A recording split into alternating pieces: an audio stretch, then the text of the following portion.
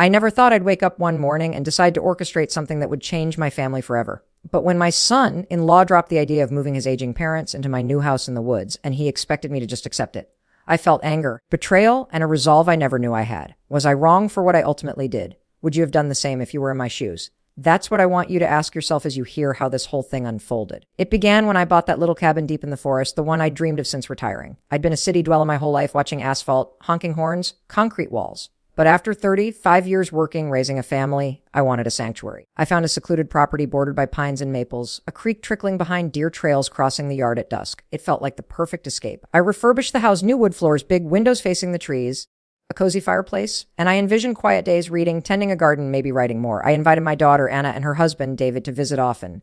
They loved the house, the peace, the escape from their busy life in the suburbs. When Anna and David first came up for a weekend, David wandered outside, kicking a rock, then turned to me with a tentative grin. Dad, he said, would it be okay if Mom and Dad moved up here someday? You have extra bedrooms.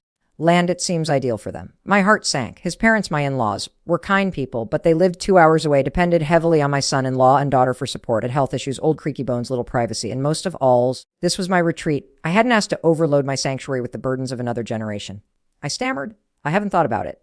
I tried to sound neutral. But David pressed. We've talked it over. They'd help around the house, chip in with utilities. It'd give them more security and closeness. And you'd have company sometimes. Anna looked at me hopeful. My heart twisted. I loved them both, but there was a boundary here I'd never considered crossing. I asked them to wait to let me sleep on it. Over the next few weeks, the idea festered. I noticed little pushes in daily conversation. David would say, wouldn't it be nice having your grandkids nearby all the time? Or, if they lived here, you could help them in emergencies. Every sentence was angled to make the proposal sound like a win-win. I felt pressured. I realized this was less about family and more about convenience for them at my expense. I decided to push back gently. I invited Anna and David up again. We sat around the fireplace, the amber glow dancing on wood beams. I said, listen, I love you both. I love your parents too. But this house is something I built for quiet and privacy. I'm not ready for changes of this magnitude. Maybe in the future we'll revisit it, but not now. David's face grew tight. Anna looked disappointed. They pressed. We argued quietly. I felt cornered. Then came the turning point. One afternoon, I found a local planning permit on my doorstep. David had apparently been out scouting a small addition to my house, maybe a separate wing for his parents, and he'd started talking to a builder. Casually, without telling me, I confronted him. He stuttered. I was just exploring options. Dad, I thought you'd be okay if... I cut him off. Don't make moves behind my back. It's my house. The property is titled in my name. He backed off, but the damage was done. I no longer trusted his approach. The notion haunted me. My sanctuary gradually encroached upon by obligations I didn't intend to accept. I felt anger, but also a kind of desperation. I didn't want to be the villain. I wanted them to understand boundaries. But I also realized they might never accept no without a more dramatic message. And so I started planning what I later called the surprise. I let them assume the project was dead. I played calm, accommodating. I suggested small visits, shared meals, careful warmth. All the while I was plotting, I rented a secondary small cabin further away, one bedroom retreat about a 15-minute drive from my main house. I made sure it was modest but comfortable, discreet. I didn't tell Anna or David about it, nor in-laws. I pretended I was just enjoying getting a little guest space ready for friends. Meanwhile, I subtly drained enthusiasm. I asked difficult questions, plumbing, utilities, extra costs, how much their parents would pay. I asked what if they didn't like rural life, the cold winters, the isolation. I raised concerns about upkeep, snow removal. I created friction. I watched them hesitate. They began to offer less. Sometimes David would mention it, and I'd reply with exasperated sighs.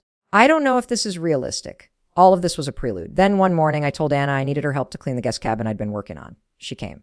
I showed her the smaller place. I framed it as just a spare retreat for out-of-town guests or for you and the kids when you just need a little break. I invited her to inspect, walk around. She liked it. It was modest but cozy. I asked her to tell David. I did not suggest their parents. I left the idea open, neutral. Weeks later, after they visited, David came by. He walked into the guest cabin and said, "This is nice." I nodded. "It is," I said. He looked around. Then he asked casually, "Would your in-laws like something like this, independent, but nearby?" My heart hammered. They were baiting me again. I said carefully, "That's an idea. But it'd have to be their initiative, not mine. I can't maintain 2 households forever." David tried to press, but I resisted. Then I got word through Anna that her parents had begun clearing out their old house, assuming they'd be moving. They spoke to neighbors, packed boxes, assumed the plan was set. My blood froze. They had made decisions without me. That was the final straw. I realized I needed to act decisively. This is the moment I address you directly, so that's the situation I was in, and I had to make a choice. Before I tell you what happened next, I want you to pause and comment below what you would have done in my shoes. Would you have let your son-in-law's parents into your house against your will? Would you fight, negotiate, embrace them, or give in under pressure? Pause now, think, and comment. Because here's what I did. I invited Anna, David, and the in-laws over one evening under the pretense of a cozy dinner. The woods were cooling as dusk fell, fireflies flickering. They arrived, chatting politely. I welcomed everyone warmly. After we ate, I asked them all to sit by the fireplace. I cleared my throat. I began, I am proud to have built this house, this sanctuary, and I love you all. But I have to be honest, I felt blindsided when ideas of moving parents came up.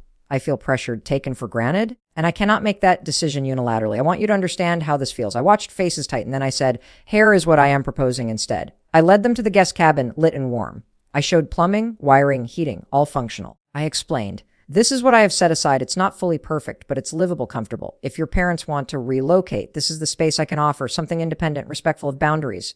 They'll have privacy, autonomy, and I won't feel under unfair burden. If they want it, they'll move in there and we'll negotiate costs equitably. But there's no place for them in the main house without mutual consent. Silence.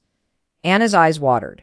David's jaw clenched. In-laws looked between us bewildered. Then Anna said softly, Dad, it's generous. David said a bit harshly, so you're telling us we can only move into the little cabin instead of into the main house? I nodded.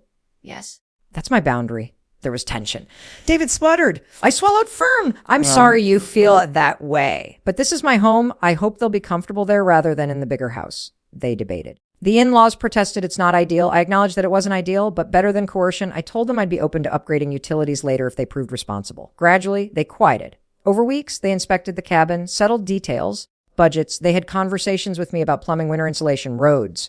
I didn't relent. The aftermath. The in-laws moved into that smaller cabin across the way. It was less glamorous, but functional. The relationship between me and David cooled. He was defensive, withdrawn. Anna pleaded for reconciliation. I insisted on continued communication, respect. Over time, lines settled. I kept living in my main house in peace. They had autonomy. We were still family, but with boundaries. David complained at first, but as months passed, he acknowledged the setup wasn't ideal, but it worked better than constant friction. Anna visited often. The in-laws kept to their space mostly, sometimes joining us, sometimes staying in their cabin for privacy. We established chores, payment splits, shared infrastructure. Over time, I felt relief, no surprise expansions, no feeling of being taken advantage of. In moments of quiet, I questioned, was I too harsh? Was I cold to their needs? But I also reminded myself that self-respect, setting limits, preserving your peace are not cruelty.